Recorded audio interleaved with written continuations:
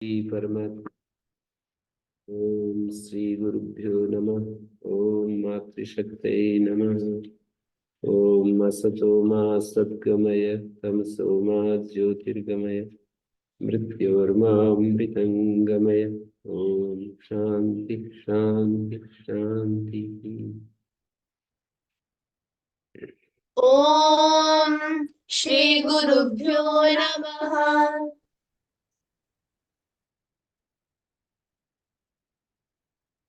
चौथे अध्याय का तीसरे पाद का बहुवचन तो दाता है। बहुत अच वाले व्याख्यातव्य नाम वाची प्रातिपदिक से अंतोदात से भव और व्याख्यान अर्थ में ठय प्रत्यय होता है। सात्वनत्विकम नादानतिकम समास स्वर से अंतोदात है ये सब। बहुत अच वाले अंतोदात से ठय प्रत्यय होता है। तो यहाँ पर सत्व और णत्व शब्द है दो। सात्वनत्विकम ठय प्रत्यय हो गया, ठय को एक हो गया, आदि इसको वृद्धि हो गई। सत्वणत्व का व्याख्यान करने वाला जो पुस्तक है सात्वनत्विकम पुस्तकम, सात्वनत्विकम ग्रंथ रूपम। मतलब जो सत्व प्रकरण है ना, उधर आदेश प्रत्ययो अपदांत मूर्धन्य इनको आदेश प्रत्यय वो पूरा प्रकरण, और रसाभ्याम लवणा समान पदे पूरा प्रकरण, उसको सत्वनत्व प्रकरण कहते हैं। उसका व्याख्यान या उसमें होने वाली कोई कोई विषय, उसमें होने वाला कोई विषय, तो उस विषय को सात्वनत्विकम कहेंगे। तत्र भवार्थ है या फिर तस्य व्याख्यानिति से व्याख्यातव्य नामना। नातानतिकम नत कहते उदात्त, नत कहते उदात्त को, नहीं नत कहते अनुदात्त को, और अनत कहते उदात्त को। नातानतिकम का मतलब हो गया उदात्त और अनुदात्त के बारे में जो व्याख्यान छठे अध्याय का पहला दूसरा पाठ।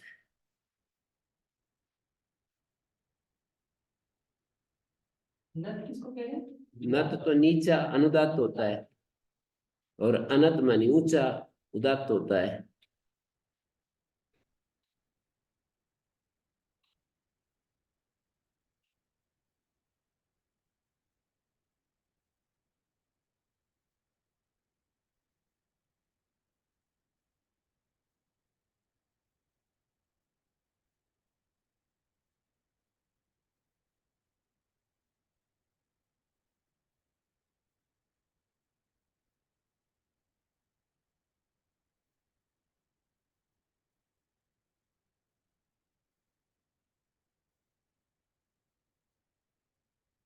भवच इति किम द्वैचष्ठकम वक्ष्यामि।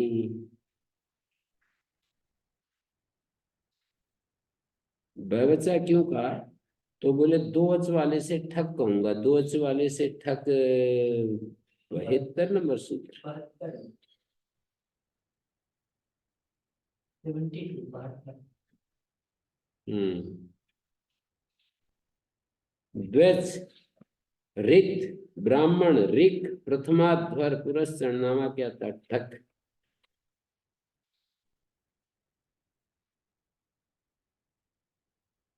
द्वैचष्ठकम बक्षति एकाच प्रत्युदाह्रियते, एकाच का प्रत्युदाहरण दिया जा रहा है।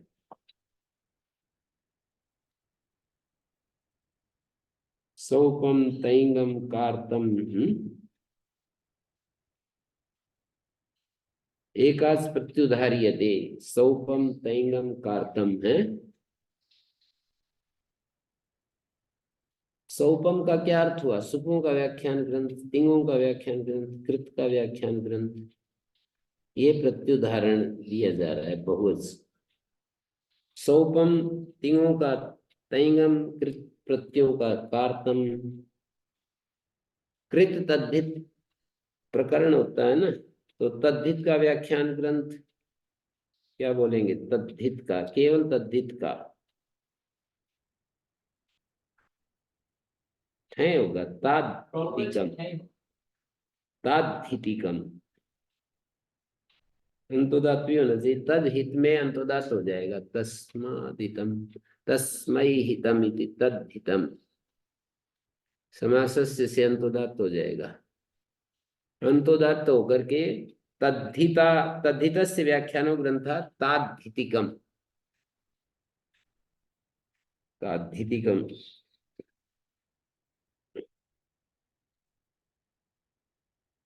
और ये तो एकाच प्रत्युदाहरण बना रहा है।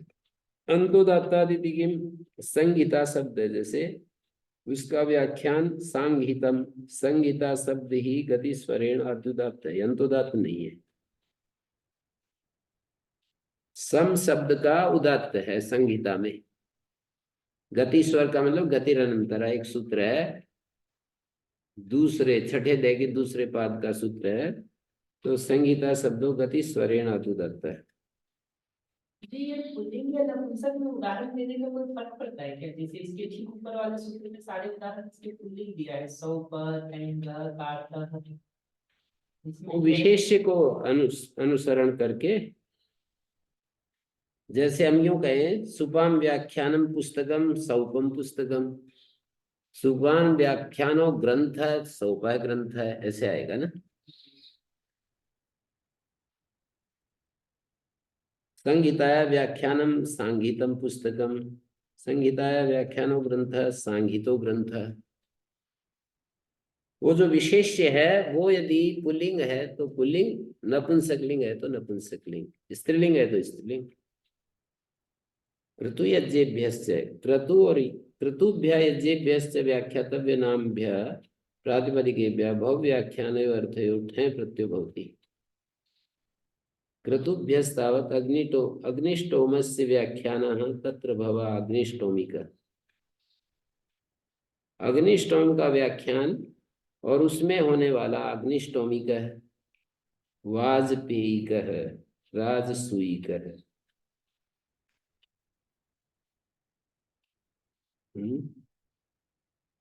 क्रतुभ्य यज्ञेभ्यश्च व्याख्यातव्य नामभ्य प्रातिपदिकेभ्यः भव व्याख्यानयो अर्थे ठे प्रत्ययो भवति। भव और व्याख्यान इन अर्थों में ठे प्रत्यय होता है, क्रतुवाचियों से और यज्ञवाचियों से। क्रतु और यज्ञ में अंतर क्या है? जैसे कुछ होते हैं यज्ञ और कुछ होते हैं क्रतु। लिखा है क्रतु में एक सिद्धे यज्ञ वेणम असोम याग अपनी यथास। जो सोम याग से भिन्न है ना, उनसे भी हो जाए यज्ञ कहने से। पांचोदनिका, दाशोदनिका बहुवचन स्वरूप विधि को निराश करने के लिए, हटाने के लिए है। क्रतु यज्ञो पर्याय है, सामान्य रूप से पर्याय है, पर विशेष रूप से अंतर है ना। जैसे कि वहां पर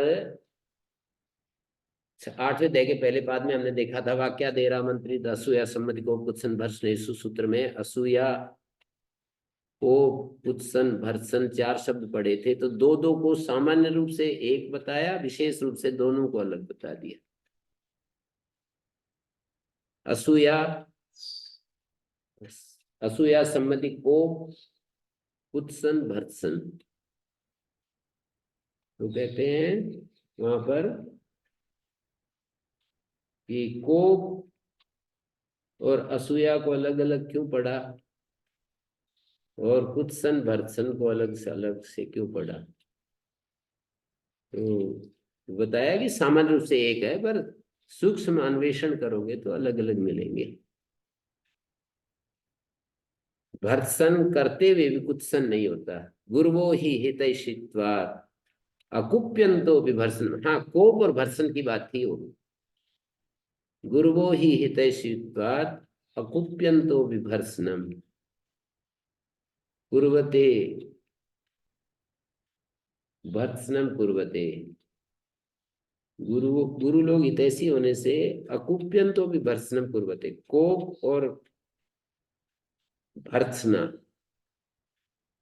ये दो अलग अलग क्यों पड़े? बोले कोप और भर्त्सना गुरु लोगों को सामने खड़ा करके देखोगे तो बस समझ में आ जाएगा कि वो क्रोध नहीं करते पर भर्त्सना तो करते हैं। वाणी से ताड़ना को नाम, वाणी से उसको थोड़ा डांटना या कुछ कहना, उसको भर्त्सना कहते हैं।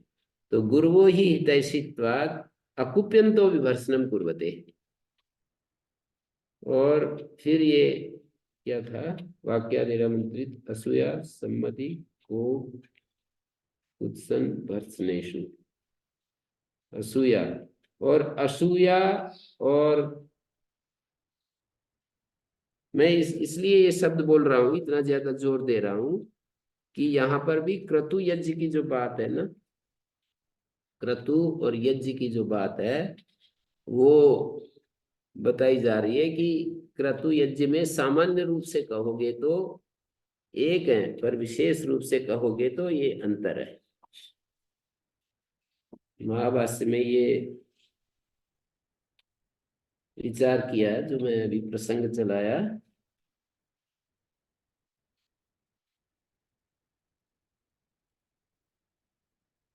वाक्य दे रहा मंत्री सम्मति को संघर्षनेषु।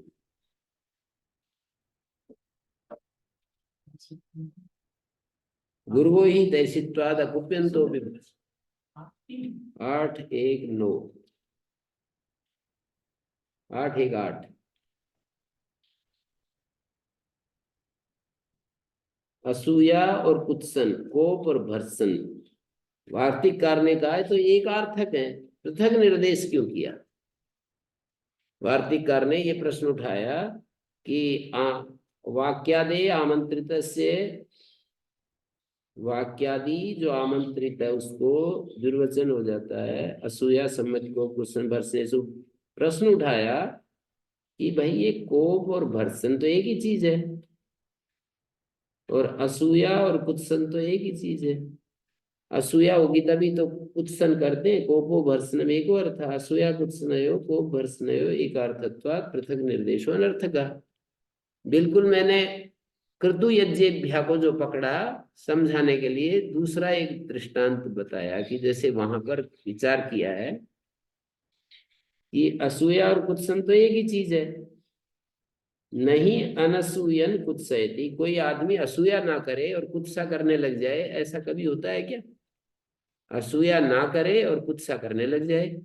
उत्साह का मतलब कह रहे हैं दोष नहीं होते हुए भी दोष कहें। असूया का अर्थ होता है ये, उत्साह भी तो वही होती है। कुत्सा में निंदा होती है।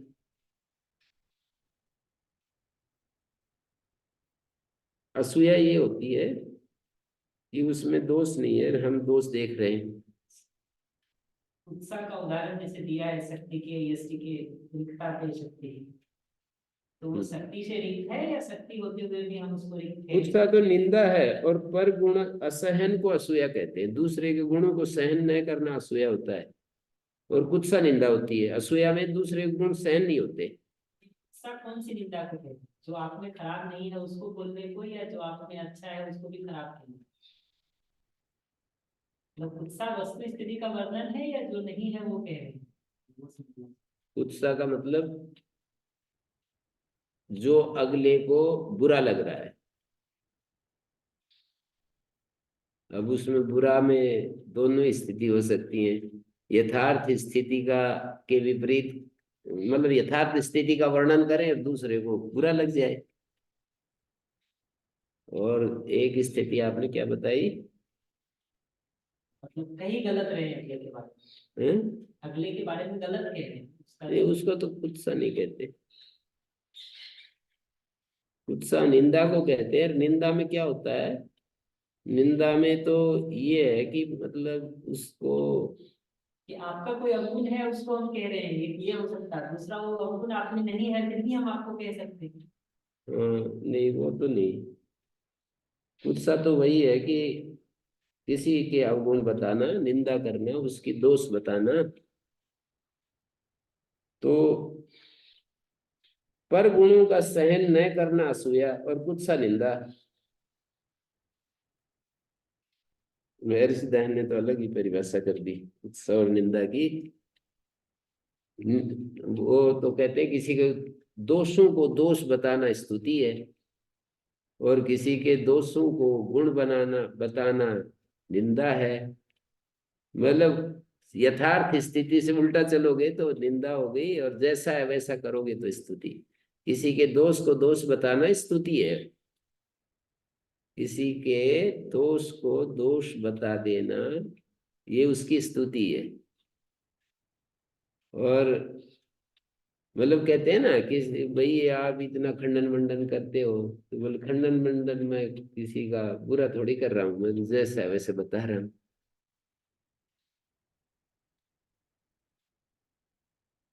व्यवहार में बहुत मुश्किल हो जाता है ये जो है ना, वो तो प्रेम से भरे हुए थे, पर वो व्यवहार में जो है ना बहुत ही आक्षेप, बहुत ही वो तुरंत जो है ना दूसरे को एकदम पकड़ते थे, एकदम वाणी जो थी ना कि आपका ये क्या है, एकदम उसके उस वीक पॉइंट को एकदम मतलब पकड़ लेते थे तुरंत, और वैसे दया से प्रेम से इनसे भरे हुए थे। और मैं देखता रहता हूँ हमारे आचार्य सत्यजीत जी में भी वही वही चीज आ गई बिल्कुल। मतलब वैसे बहुत अच्छे विवेक से संपन्न है, पर किसी को जो है ना तुरंत उसके उस पक्ष को तुरंत पकड़ते हैं। यदि कोई मतलब उनके सामने कोई अपना अहंकार दिखाए तो तुरंत पकड़ते हैं, उसके दोस्त को भी उसके सामने कहेंगे ये क्या है। कोई चुप रहे, शांत रहे, कुछ नहीं कहेंगे, कुछ ना बोले, तो ऐसे ही महर्षि सिद्धांत के सामने कोई चुप रहे शांत रहे कुछ नहीं, पर किसी ने बोल दिया उनके सिद्धांत के विरुद्ध कि ये क्या सिद्धांत, बोल तुम्हारा ये क्या सिद्धांत है।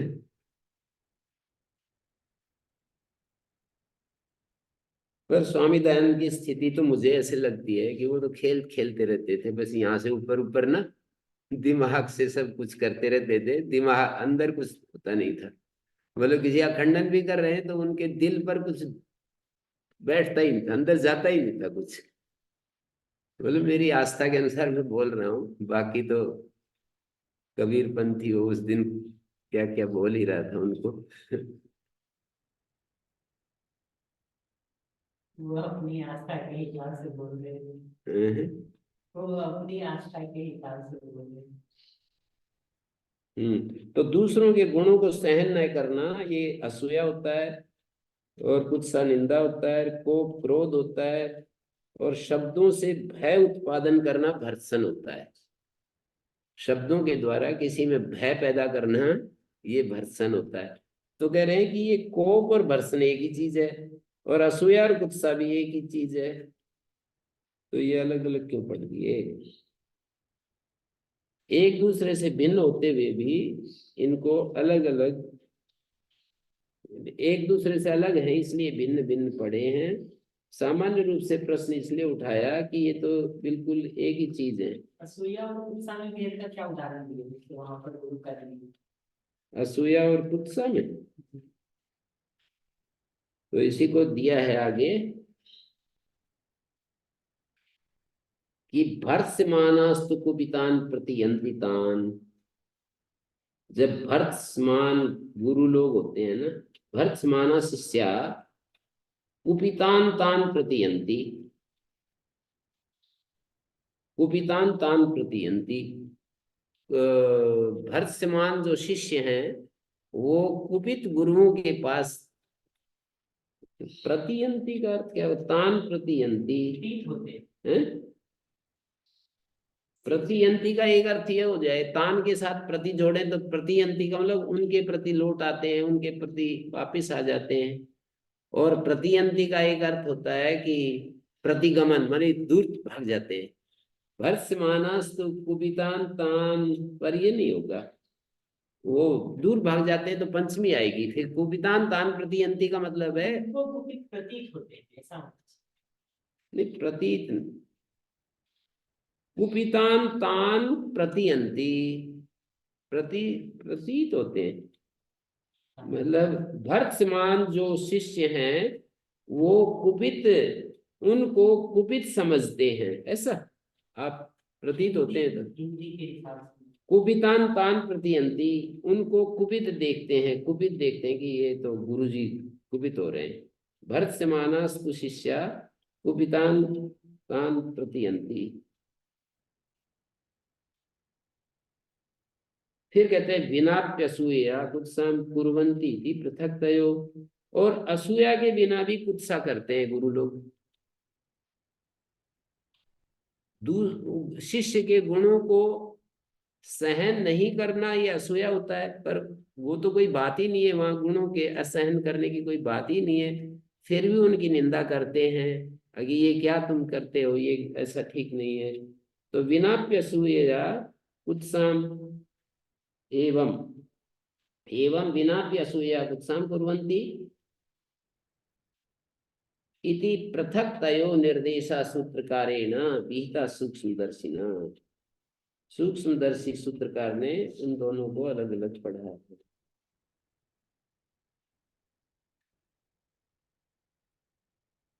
कोप के अभाव में भर्त्सनाई कैसे हो जाएगी, ऐसे प्रश्न उठाया। कोप ना किए बिना भर्त्सना कैसे हो जाएगी? तो बोले साम्प्रतई पाणी भिर्घ्नन्ति गुरुवो न विशोक्षते। गुरुजन विष भरे हाथों से नहीं, अमृत भरे हाथों से ताड़ना करते हैं। भाव को महिमा दे दी, पर कोई पिता अपने बच्चे को ऐसे ताड़ना करे या कोई गुरु अपने शिष्य को ताड़ना करे, गुरु के उस ताड़ना को कोई बच्चा अलग समझ ले तो फिर क्या होगा? फिर तो वो बुरा ही समझेगा। लालना श्रेणो दोषा ताड़ना श्रेणो गुणा।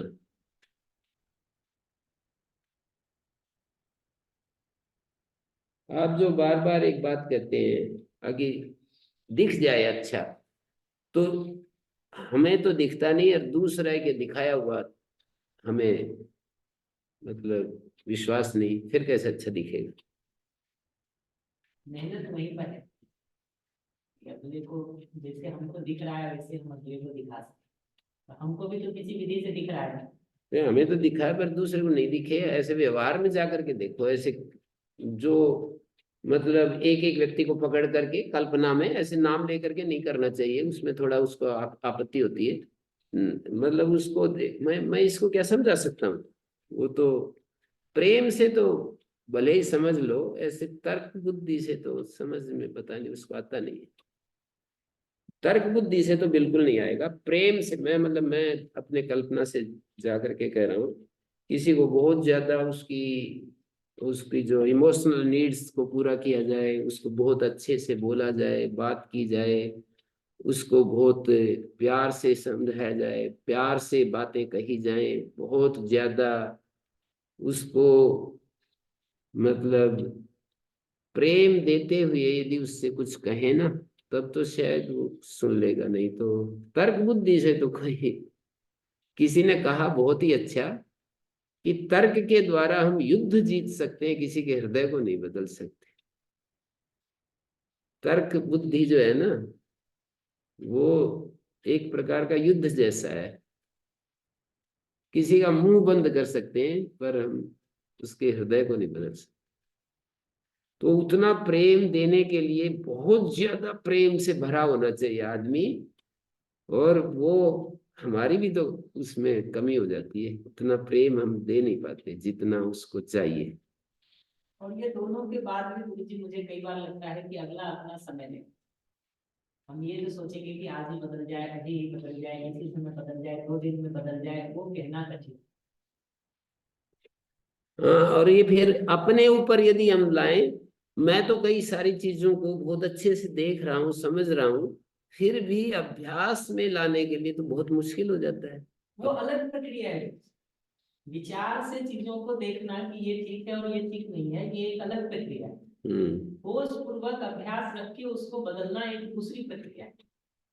हम कई बार एक में अच्छे होते दूसरे में नहीं होते, या वाइस वर्सा, दूसरे में अच्छे होते पहले में नहीं होते। जिनका होश पूर्वक अभ्यास का आदत है, उनको 2-4 बातें भी पकड़ने आ जाए, उन 2-4 बातों के आधार पर उतने को अपना जिंदगी में बदल ले। बट जिनका वो आदत नहीं है, उनको पता तो 2-400 चीजें होती है, आचरण में 10-20 लाना भी मुश्किल होता है। तो अपने लिए भी उन चीजों को देखता हूँ तो वो बात ठीक है। होश पूर्वक अभ्यास एक अलग ही प्रक्रिया है, विचार से देखने से भिन्न है। फिर यूं कहते हैं ना, देखने मतलब आज वो कृष्णमूर्ति तो ऐसे कहता है कि ये जो देखना और हटना साइमल्टेनियसली होता है, सांप को देखना और सांप से दूर भागना। फिर उसमें दुख दिखना जरूरी है, सिर्फ सांप देखने से आदमी नहीं हटता। हाँ, मतलब सांप का मतलब साथ में जुड़ी हुई दुख और सुख तो है ही। वो हमको भी नहीं दिखता ना, हमको उनमें वस्तु तो दिख रही है अंततोगत्वा, लेकिन कहीं ना कहीं अच्छा लगने की जगह पर अभी हमको वो अच्छा लगा। अच्छा। लगने वाला भाग है, तभी तो वहां से दूर नहीं हट रहे। जिन चीजों को भी हम कर रहे हैं, मान लीजिए बहुत सारी इच्छाओं को हम फैला रहे हैं, तो कहीं ना कहीं वो हमको अभी भी अच्छा लग रहा है, अच्छा लगता है ना, तभी तो कर रहे हैं। सम्मान आदि अच्छा लगता है। वही, तो वो अच्छा जब तक लगेगा तब तक तो अभ्यास करना ही पड़ेगा से हटने का। सांप जैसे या उन घटनाओं में क्या होता है कि हमको दोनों चीजें होती है, सांप भी दिखता है और हमको साथ ही तो वो वो ऐसे मेरे ख्याल में वो ये कहना चाहते हैं, इतना उसमें व्यर्थता दिखेगी ना, सांप जैसे दिखता है। उनका कहने का ये अर्थ है कि यदि सांप की तरह हमें दुख दिख जाए, दुख दिख रहा है, कहीं व्यर्थ शब्द बोलेंगे, तब इस तो छोड़ ही देंगे गुरु जी हम भी। उसकी व्यर्थता यदि दिख जाए साफ साफ एकदम 100%, तो अपने आप घटित हो जाता है, फिर उसमें प्रयास नहीं करना पड़ता, यूं कह रहे हैं। वो ठीक है, बट वो दोनों के बीच बहुत गैप। और एक समय तो दुख दिखता है, दूसरे समय सुख दिखने लगता है। वही एग्जैक्टली, तो उनकी भाषा में कहिएगा तो वो कहेंगे कि हमको दिखाई नहीं है इसलिए नहीं आता। हम्म। लेकिन सामान्य भाषा में कहें तो मैं कहूंगा कि वो दिख रहा है, लेकिन अभ्यास की कमी है। वो तो फिर ये कह देंगे कि अभी तुमने देखा ही नहीं है, तुम तो अभी इसकी कल्पना में दौड़ रहे हो, अभी तुम देख लेते ना ठीक से तो हट ही जाता।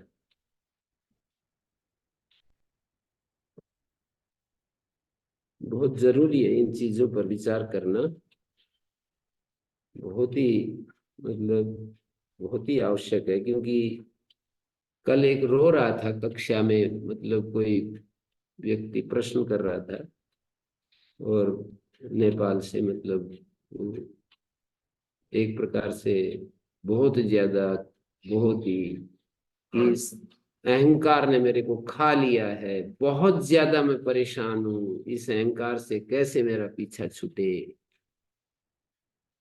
बहुत ही ज्यादा मतलब परेशान। तो मैं कहा इतनी परेशानी है तब तो छूट ही जाएगा,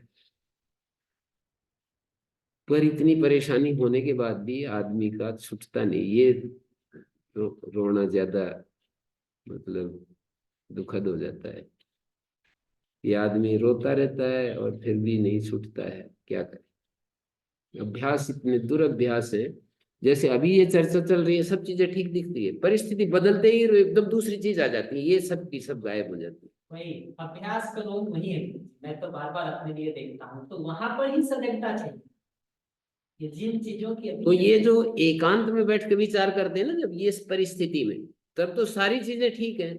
आप भी देखेंगे, मैं भी देखता हूँ कि वहां जाते ही ना, जब दूसरा प्रतिद्वंदी सामने होता है ना, वो जो सामने परिस्थिति होती है, कुछ वो होता है, तो उस समय हमारा दिमाग की स्थिति अलग प्रकार की होती है, प्रतिक्रियाएं अलग प्रकार की होती है, यहाँ जैसा है वैसा वहां नहीं रहता है। सजगता और अभ्यास, ये दो चीजों से ही वो बदलेगा। वरना जो ढर्रा वहां बना हुआ है वो वही बना रहेगा, जो यहाँ बना हुआ है वो यहाँ बना रहेगा। ये वाली चीज वहां जाए, उसके लिए वहां पर हमको यही सजगता चाहिए जो अभी है। जितना साफ हमको अभी दिख रहा है, उतना ही साफ होश स्मृति वहां भी बना है। और फिर प्रयास पूर्वक हम वहां पर डिजाइन को बदलें, क्योंकि पुराना डिजाइन तो हमारा बना हुआ ही है वैसा खराब जीने का, या जिसको अभी हम ठीक नहीं मान रहे वैसा जीने का। हम भी उन चीजों को ठीक नहीं मानते, फिर उनको नहीं कर पाते ना, तब बहुत कष्ट होता है, अपने ही ज्ञान का अनादर हो जाता है ना।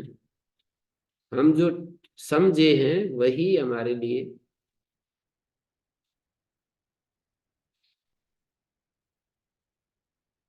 तो बात चली थी क्रतु और यज्ञ, ये एक समानार्थक है सामान्य रूप से, और विशेषार्थक है विशेष रूप से। ये जो समान, सोम याग है, ये तो इन सभी यागों के समूह को ही कहते हैं, या सोम याग अपने में कोई अलग याग भी है?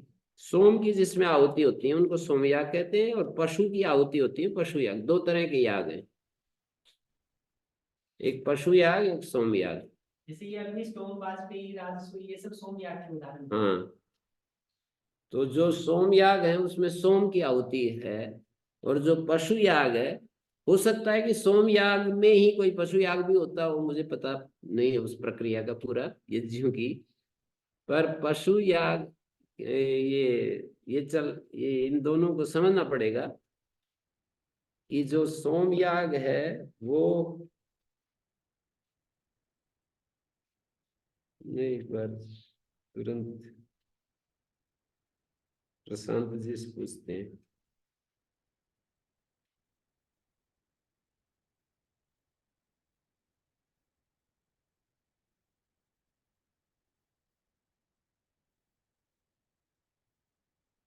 सोमयाग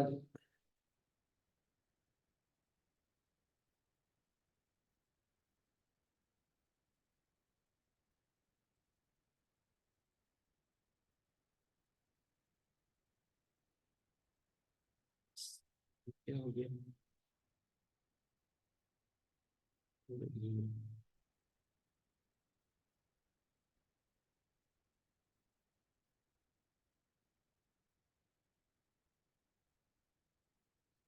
बाकी यज्ञ का और नाग यज्ञ का क्या है?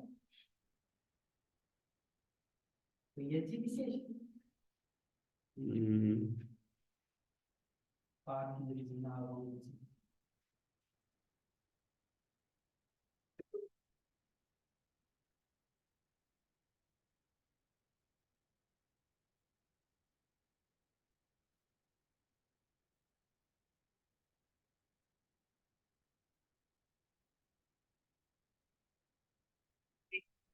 जी, हमारा पाठ चल रहा था, एक बात पूछनी थी कि ये जो सोमयाग है और पशु याग है, ये दोनों एक ही हैं? मतलब सोमयाग में ही पशु याग समाविष्ट हो जाता है, या पशु याग में भी सोमयाग होता है, या बिल्कुल ये नाम, और जैसे नाम अलग है ऐसे ही काम भी अलग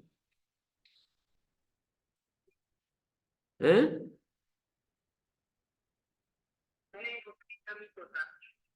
आवाज कट रही है, आवाज कट रही है आपकी, तो बिल्कुल ये एकदम समझ में नहीं आ रहा। मैं दूसरे फोन से करता हूँ।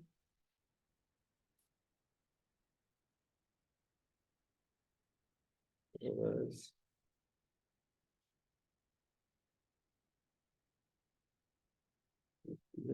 वो है, दिक्कत है नेटवर्क में।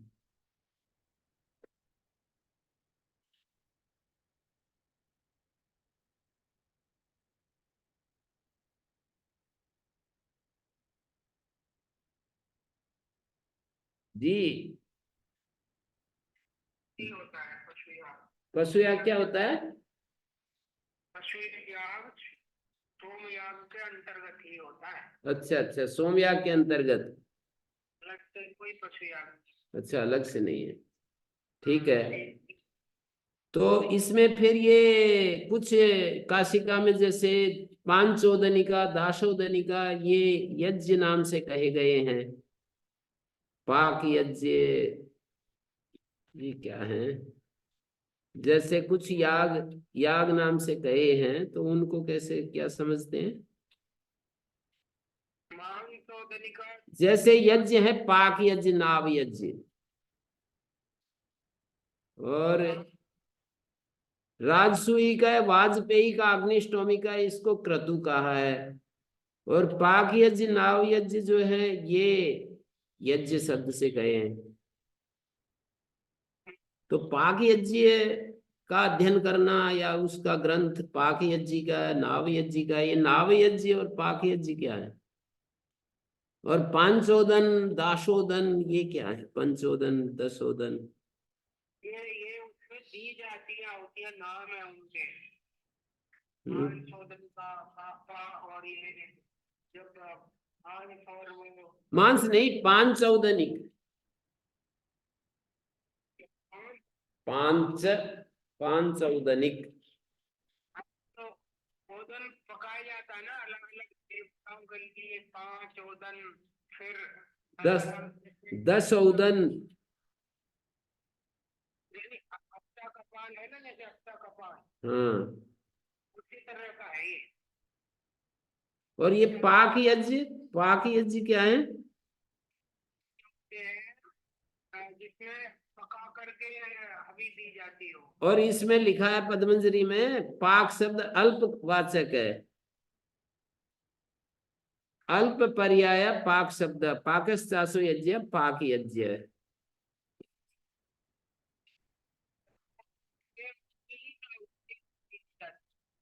अबीर यज्ञ, सोम यज्ञ। हम्म।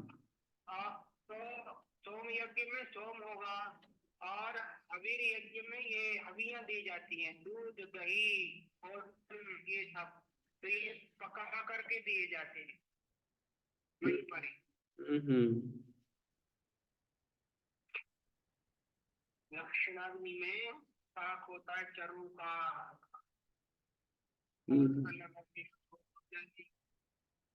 और वो आर्य समाज के विद्वान है ना अपने, ये जो स्वामी समर्पणानंद जी जो हुए हैं बुद्ध देव विद्यालंकार, उन्होंने इनको सिंबॉलिक मान करके कहा कि पांचोदनी का जो 5 इंद्रियों की साधना, दासोदनी का 10 इंद्रियों की साधना। ये तो सब जगह ऐसे ही वैसे लगाते हैं लोग बुद्धि गम्य बनाने के लिए। अब वो तो परिस्थितियों का और उसका जो भी शतपथ रामायण में उन्होंने जिस तरह से व्याख्यान किया है, तो वो सारा व्यवहार से जोड़ के करते हैं। बिल्कुल। और कौन सी किसी ने अगर कुछ गलत काम कर दिया, गधे पे बिठा के घुमाओ उसको, इधर दबेस्ती, ऐसे ऐसे करके वो। और शतपथ रामायण में ज्यादातर आख्यायिकाएं और व्याख्यान है वो बुद्धिगम्य, मालूम तर्क से देखेगा कोई तो बिल्कुल पुराण से भी ज्यादा गड़बड़ दिखाई पड़े, क्योंकि शतपथ ब्राह्मण है तो अब उसमें व्याख्या करके दिखानी है, तो बुद्धि बनाने के लिए ताकत लगाते हैं। सारा व्याख्यान उनका ऐसा ही है स्वामी जी का। तो अल्प यज्ञ क्या हुआ? पाक यज्ञ, अल्प यज्ञ, पाक यज्ञ जो है अल्प यज्ञ मानी जैसे अभी दर्श पूर्णिमा है, दर्श पूर्णिमा 15 दिन में एक बार कर दिया। अब सोम याग तो बहुत बड़ा है ना, साल में एक बार होगा, 8 दिन 10 दिन चलेगा, तो बहुत कम होंगे, 10 पूर्णिमा की विधियां भी होंगी, लेकिन अल्प माने 3 आहुतियां दे दी बस। और अच्छा। दही चरो अभी जो भी कुछ। ठीक है। ओ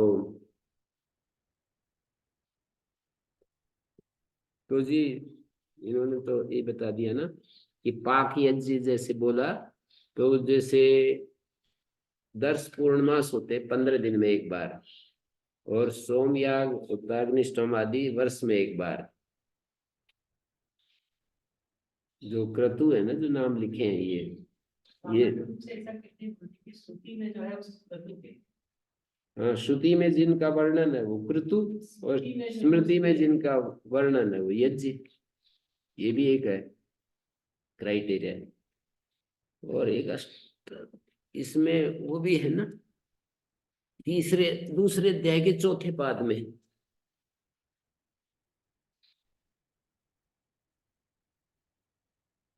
दूसरे अध्याय के चतुर्थ पाद में शुरू में ही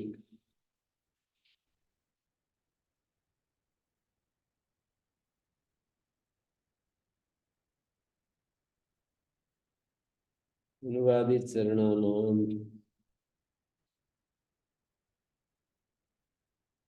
अध्वर्यु क्रतुर नपुंसकम सूत्र है चौथा। तो कहते अर्काश्वमेधम सायान्नतिरात्रम अध्वर्यु क्रतु, यजुर्वेद में जो क्रतु है, अध्वर्यु वेद का मतलब यजुर्वेद में जो क्रतु है, तो ये हो गए अध्वर्यु क्रतु।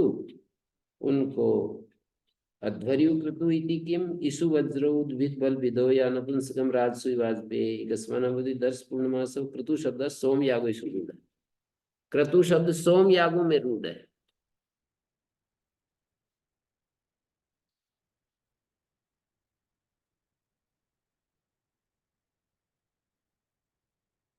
अध्यायेषु एव ऋषेः। ऋषि शब्द प्रवर नाम ध्येयानि, ऋषि शब्द जो है प्रवर नाम ध्येय तेभ्य ऋषि शब्देभ्य भव व्याख्यान अर्थे ठे प्रत्यय भवति। अध्यायेषु एव प्रत्यार्थ विशेषण, अध्यायेषु जो है वो प्रत्यार्थ विशेषण है, व्याख्यातव्य नामना इति अनुवर्तते तत्साहचर्यात् ऋषि शब्द ग्रंथ उच्यते। तत्साहचर्यात् ऋषि शब्द ग्रंथ उच्यते। वशिष्ठस्य व्याख्यानस्तत्र भवो वा वासिष्ठिको अध्याय वैश्वामित्रिका अध्याय। वशिष्ठ का जो व्याख्यान है उसको वासिष्ठ को अध्याय ठय प्रत्यय हो गया। वैश्वामित्रिका अध्याय वशिष्ठेन दृष्टो मंत्र उच्चाराद वशिष्ठ इति उच्यते। वशिष्ठ ऋषि के द्वारा देखा गया जो मंत्र है उसको वशिष्ठ कह दिया। अब वशिष्ठ का व्याख्यान अर्थात वशिष्ठ के द्वारा देखे गए मंत्र का व्याख्यान उसको वासिष्ठ को अध्याय कहेंगे। मंत्र का व्याख्यान जब अध्याय आ गया तो मंत्र समूह का व्याख्यान हो जाएगा। वशिष्ठ के द्वारा देखे हुए जो मंत्र समूह है उसको सूक्त कहते हैं। सूक्त मानी मंत्र समूह, उसमें एक से लेकर के 50 सैकड़ों तक पहुंच जाते हैं मंत्रों की संख्या। एक दो मंत्र ऐसे हैं जो एक एक मंत्र से एक सूक्त बन गया, किसी में 2 मंत्रों से, किसी में 3 मंत्रों से, किसी में 5, किसी में 10, किसी में सैकड़ों मंत्र हैं एक एक सूक्त में। तो वशिष्ठ के द्वारा देखा गया मंत्र का जो व्याख्यान है वो वासिष्ठ को अध्याय वैश्वामित्र का अध्याय। अध्यायेषु इति किम वासिष्ठी ऋक्, वशिष्ठ के द्वारा देखी गई ऋचा वासिष्ठी ऋत ये अध्याय नहीं है। ऋषि शब्द प्रवर नाम दे, यानी प्रवर मने होत्राध्वर्युणा प्रव्रियन्ते इति प्रवरा भृगुआदया। होत्राध्वर्यु के द्वारा जिनका वर्ण किया जाता है भृगु आदि, तथा भार्गव, च्यावन, आप्रवान, और्व, जामदग्न इति होता। और जमदग्नि वत उर्ववत अप्रवान, उर्ववत अप्रवानवत च्यवनवत भृगुवत इति अध्वर्यु। पद्मंजरी पढ़ रहा था मैं, तो इन्होंने कहा कि भार्गव, च्यावन, आप्रवान और और्व और जामदग्न ये तो होता होते हैं, और जमदग्निवत, उर्ववत, अप्रवानवत, च्यवनवत, भृगुवत ये अध्वर्यु होते हैं। जमदग्नि के समान, उर्व के समान, अप्रवान के समान, च्यवन के समान, भृगु के समान अध्वर्यु होते हैं। एतेन यद्यपि मंत्र दर्शिसु ऋषि शब्द प्रसिद्धा, मंत्र दृष्टाओं में ऋषि शब्द प्रसिद्ध है, फिर भी प्रवर अध्याय पठिता नामे ग्रहणम इति दर्शयति। यहाँ पर प्रवर अध्याय लिए हैं ऋषि शब्द से, तो प्रवर अध्याय में पढ़े हुए माने होत्राध्वर्युणा च, होत्राध्वर्युणा च प्रवरीयन्ते इति प्रवरा भृगुआदय। मतलब 2 हैं ये, एक तो होता के द्वारा जिनका वर्ण किया और एक अध्वर्यु के द्वारा। तो होता क्या है बोले भार्गव, च्यावन, आप्रवान और जामदग्न ये तो होता है, और बोले जमदग्निवत, उर्ववत, अप्रवानवत और च्यवनवत और भृगुवत ये अध्वर्यु हैं। जमदग्नि के समान अध्वर्यु होगा, उर्व के समान अध्वर्यु होगा, अप्रवान के समान अध्वर्यु होगा, च्यवन के समान, भृगु के समान, और भार्गव होता होगा, च्यावन होता होगा, आप्रवान होता होगा, और्व होता होगा, जामदग्न होता होगा। तो यहाँ पर जो है अध्यायेषु एव ऋषि, ऋषि शब्द प्रवर नाम दे, तेभ्य ऋषि शब्देभ्य भव व्याख्यान अर्थयो ठय प्रत्यय भवति। अध्यायेषु प्रत्यार्थ विशेषणेषु व्याख्यातव्य नाम्ना इति अनुवर्तते तत्साहचर्यात् ऋषि शब्दैः ग्रंथ उच्यते। ऋषि शब्दों से ऋषियों का जो ग्रंथ है वो लिया है, क्योंकि व्याख्यातव्य नाम घटाना है हमको। वशिष्ठ का व्याख्यान का मतलब वशिष्ठ तो ऋषि है, वशिष्ठ ऋषि का जो बनाया ग्रंथ है या उनके द्वारा देखे गए मंत्र हैं, उन मंत्रों का जो समूह है उसका जो व्याख्यातव्य उसका जो व्याख्यान है उस या उसमें होने वाला वाशिष्ठ को अध्याय, वैश्वामित्री का अध्याय। अध्याय किसको कह रहे हैं, उस पूरे ग्रंथ को या उसके किसी हिस्से को? उस ग्रंथ में बहुत सारे अध्याय होते हैं ना। नहीं, अध्याय अध्याय वशिष्ठ का जो व्याख्यान, वशिष्ठ के द्वारा देखे गए सूक्त, उन सूक्तों का जो व्याख्यान उस अध्याय, उसमें मान लीजिए उसमें होने वाला जो अध्याय, अध्याय तो कई सारे होते हैं ना, 1 2 3 4 5। हाँ, कई सारा होता है, जैसे अभी अध्याय गिनते हैं उसको अध्याय। हाँ, मतलब जैसे 1 अध्याय 2 अध्याय, तो वाशिष्ठ जैसे निरुक्त में 14 अध्याय। तो वशिष्ठ के द्वारा जो मंत्र देखे गए और उनका जो व्याख्यान ग्रंथ है उसको वाशिष्ठ को अध्याय कहेंगे। उस ग्रंथ को ही, उनका जो ग्रंथ है उसको वाशिष्ठ को अध्याय कहेंगे। वशिष्ठ ग्रंथ, वशिष्ठ की जो ऋचाएं, उन ऋचाओं में जो एक अध्याय है उसको वाशिष्ठ का अध्याय हो गया। और वशिष्ठ के जो व्याख्यान करने वाला जो ग्रंथ है, 2 भाग है ना, एक तो व्याख्यान अर्थ में प्रत्यय होता है षष्ठी समर्थ से, एक सप्तमी समर्थ से भव अर्थ में होता है। तो वशिष्ठ के द्वारा जो ऋचाएं बोली गई, उन ऋचाओं में होने वाला या उन ऋचाओं का व्याख्यान।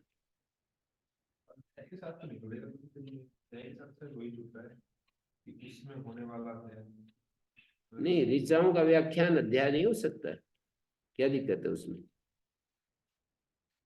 ऋचाओं का जो व्याख्यान है, और इसमें ये बात मेरे आपके समझ में आई थोड़ी सी, मैंने जो समझा कि जैसे उन्होंने कहा कि 10 पौर्णमास 15-15 दिन में होते हैं, ज्योतिष्टोम अग्निष्टोम जो है 1-1 वर्ष में होते हैं। पाक यज्ञ क्या होता है? बोले कि 3-3 आहुति भी देते हैं, जिसको आप स्मृति याग कह रहे हैं। स्मृति में जिनका वर्णन है, हवि पकाई और 3 आहुति दे दी, तो ये अल्प यज्ञ हो गया, पाक यज्ञ हो गया। जैसे बलि वैश्व देव देते हैं, तो ये पाक यज्ञ हो गया। ऐसे ही 5 ओदनी का ये भी पाक यज्ञ हो गया। 5 ओदन लिए और उसकी 10 ओदन लिए, उसकी आहुति दे दी। नाम यज्ञ का क्या है? नाव यज्ञ का नवैर्व्रीहि वीर्यजनम नवयज्ञ, और नवयज्ञ का नावयज्ञ का। नए जो व्रीहि आते हैं ना घर में, उसको नवयज्ञ कहते हैं। नवयज्ञ से नावयज्ञ आदि यज्ञ को वृद्धि हो गई। मतलब वो जो आग्रहण होता है ना, आग्रहणेष्टि होती है, आगे जो वर्ष चलेगा, आदि यज्ञ को वृद्धि हो गई। ये भाषा समझ में आने लग गई। आदि यज्ञ को वृद्धि हो गई, अंत यज्ञ का लोप हो गया है।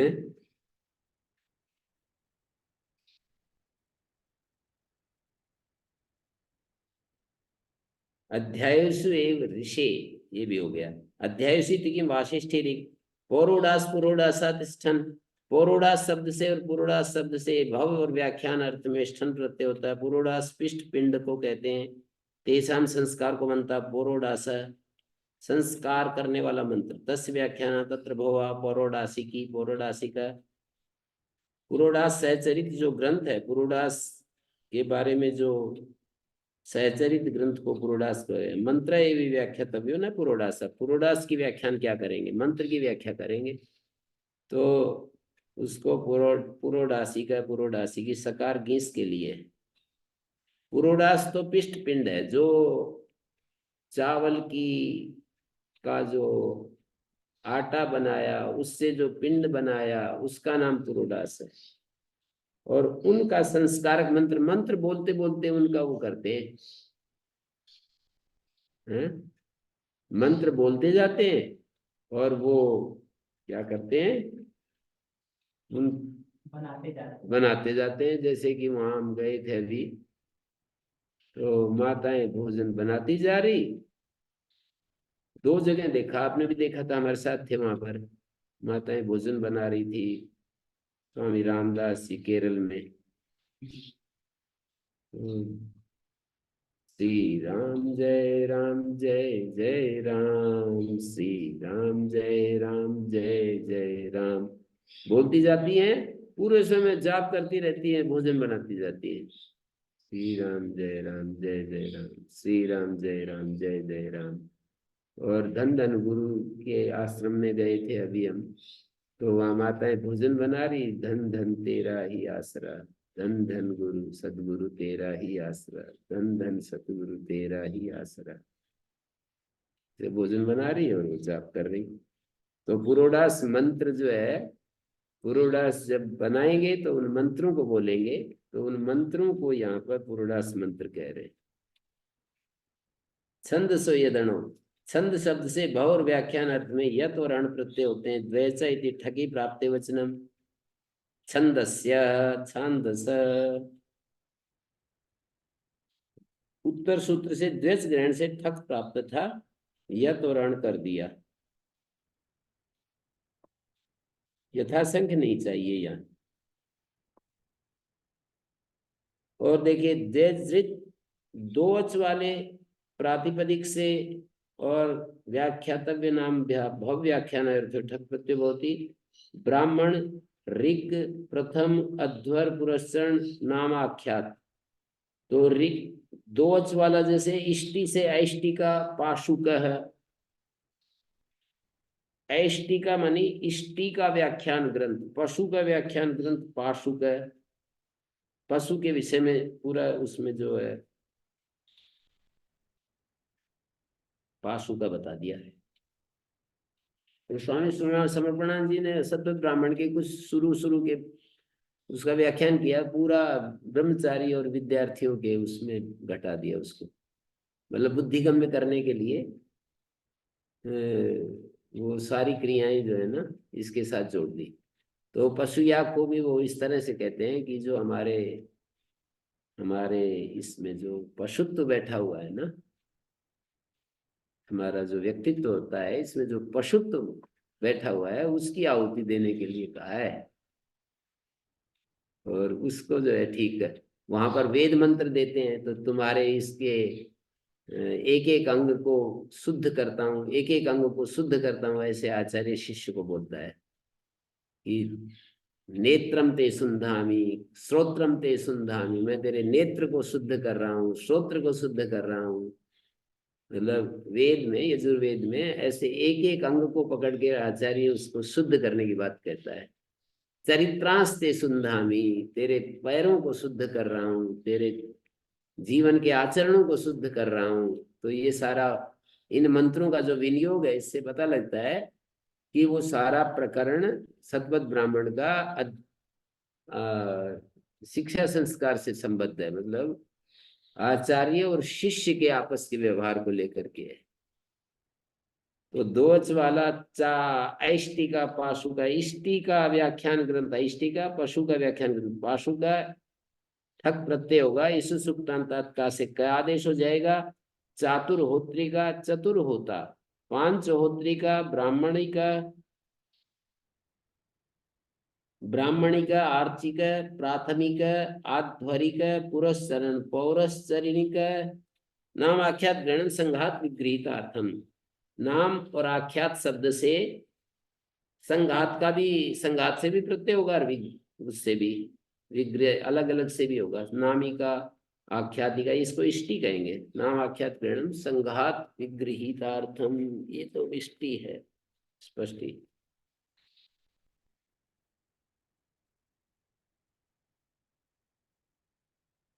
नाम आख्यात ग्रहणम संघात विगृहीतार्थम दिया नहीं होगा, इससे नहीं लिखा ना, इसलिए लिख दिया है। नाम आख्यात ग्रहणम संघात विगृहीतार्थम, ऐसी पंक्ति वहां भी होनी चाहिए। से सूत्र से बाद में जो सूत्र है,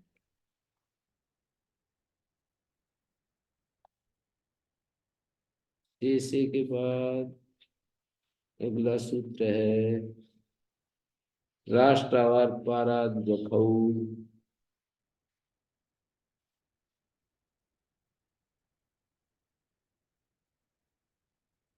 राष्ट्रावार पाराद जखौ।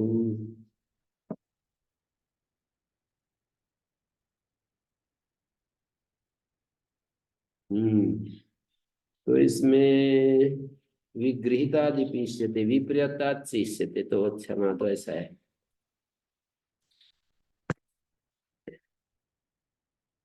तो नाम आख्यात ग्रहणम संघात विगृहीतार्थम, नामिक आख्यातिका अणृगयनादिभ्य, ऋगना ऋगयनादि प्रातिपदिकों से भव व्याख्यान अर्थ में अण प्रत्यय होता है। हैक आदि का अपवाद है। आर्गयन, ऋगयन जो शब्द है ये ऋग संहिता का वाचक है। आर्गयन पाद व्याख्यान, अणग्रहणम बाधक बाधनार्थम, वास्तु विद्या बहुवचन तो दाता ठे की प्राप्ति में ये कर दिया है।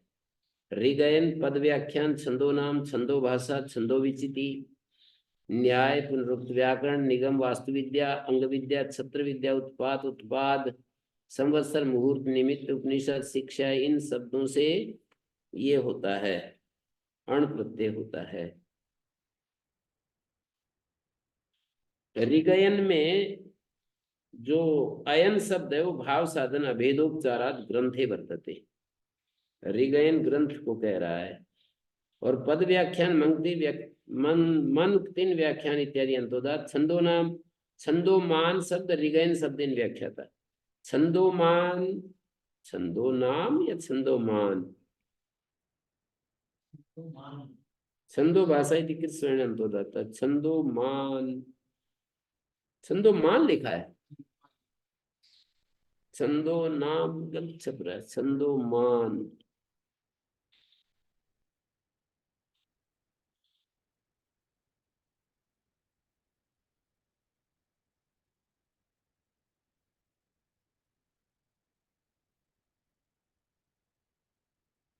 तो ये एक अर्थ बहु व्याख्यान वाला अर्थ पूरा होता है। ये किसको बात करके यहाँ पे बंद किया है?